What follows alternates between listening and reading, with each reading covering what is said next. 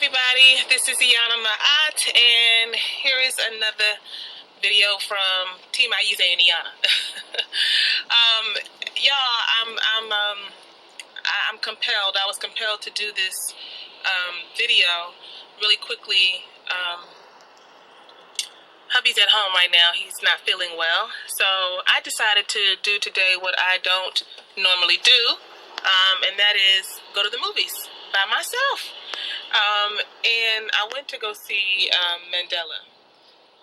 And for those who have seen it, I don't know if you felt it the way that I felt it. But what I do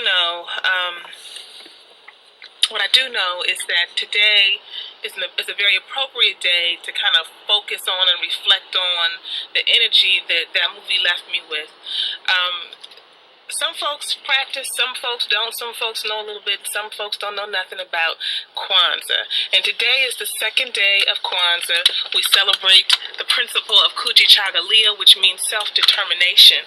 And that self-determination embodied in the principle of Kwanzaa, for African Americans specifically, because Kwanzaa, if you don't know, is an African American holiday.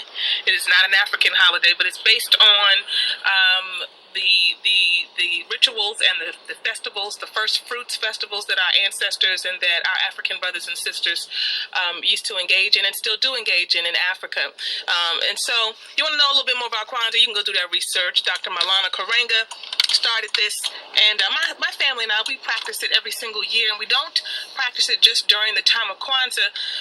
We really reflect on and we keep the principles up in our house year round. But today I want to talk to you a little bit about self-determination, because the feeling, the overflow that I felt in my heart after seeing that movie, that's the great thing about movies. Movies make things come alive, in a different way. I just felt so many emotions. I felt the pain of looking through this movie, looking at our people, and being able to identify. A lot of times black folks, I can't really identify with Africans. I'm not African and foolishness like that. But being able to see the common thread of what we've had to experience as a people throughout the diaspora, whether you be in America, whether you be in Africa, or wherever you might find yourself, that we've been discriminated against, that we've been oppressed, and that we've experienced so much at the hands of a system that has held up unjust rules, regulations, paradigms, and all kinds of things that have served to try to take our spirits away, to beat us down physically, emotionally, spiritually. But to see the story of Mandela and to see the story of our brothers and sisters in Africa, travel this journey towards freedom, as African Americans have traveled our own journey towards freedom. And if you don't know, we're all still journeying to complete freedom, because freedom on any level is just one level. You can have physical freedom but still have emotional chains. You may still be imprisoned spiritually and psychologically. And there's a whole lot that I can get into with that. But today, let me just wrap this up. It's about self-determination. And if you want to make plain and you want to make real, because sometimes folks disconnect, when we start going back into history, and, they just can't feel it, especially the young folks.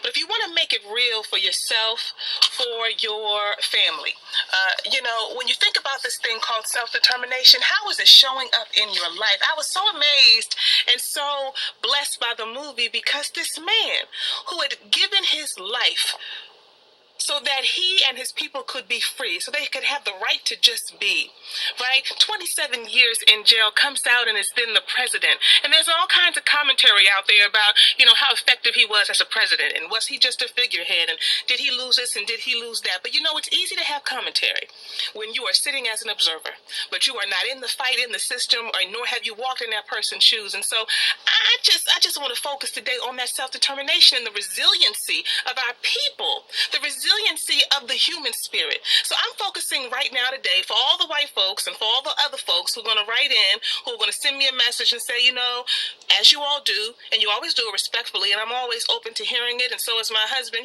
why is it blackloveandmarriage.com?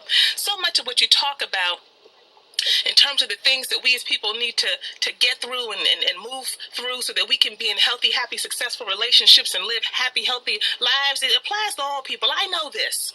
But what I do know and what I tell my children, and for all of you who are listening, who are, it doesn't really matter what race you are, because you should be doing it from whatever paradigm you live in. But I'm talking to black folks today. You should be first coming from a place of knowing thyself. You should know who you are. Not only whose you are, but who you are, what your legacy is, because what you don't know from your past, you are doomed to repeat in the future.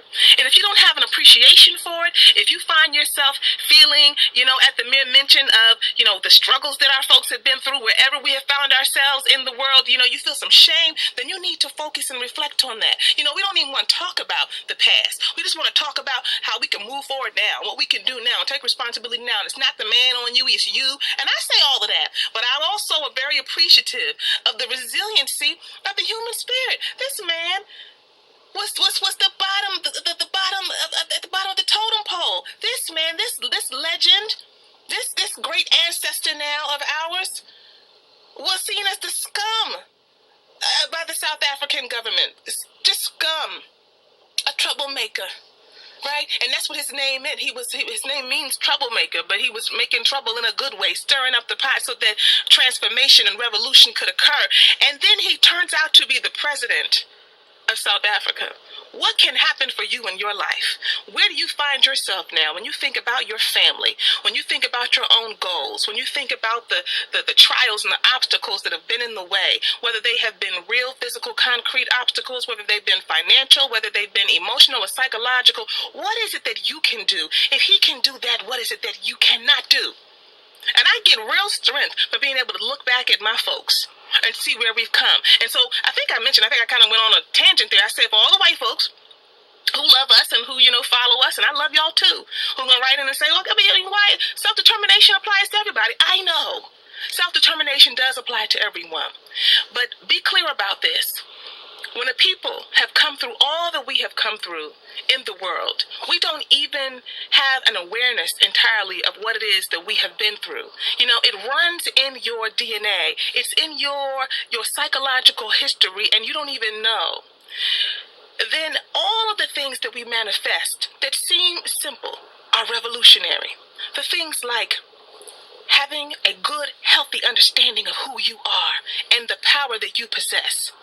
Things like being a good father, being a good mother, showing up, being invested, building your family, paying attention to your community, taking responsibility for your world, making sure that you're clear about your purpose and how you move in it, and taking every single obstacle that gets in your way and dismantling it intentionally, one block at a time. That is revolutionary. So today, black people, it is the principle of Kujichagulia, self-determination, that's being lifted up in Kwanzaa. Whether you celebrate it or not, understand that it's important. Understand that you should be internalizing that and expressing that in the way you move about in your world. Not just during the 7 days of Kwanzaa that come after Christmas, but every single day of the year. You should be intentional about it for yourself. You should be intentional about it for your family.